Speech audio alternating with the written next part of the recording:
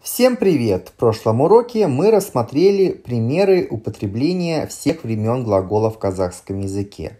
Но в реальной жизни трудно уловить разницу между казахскими временами глагола, особенно при переводе данных предложений на русский язык, так как эти различия в большинстве случаев просто подразумеваются, либо понятны только из контекста.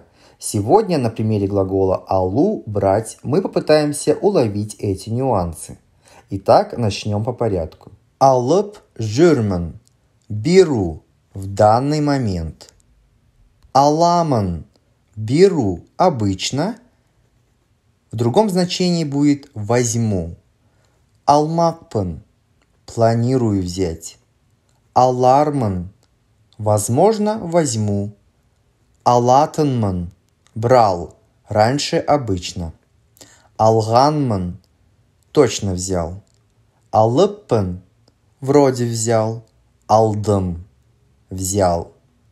На этом все. Ставьте лайк, подписывайтесь на канал и увидимся в одном из следующих уроков.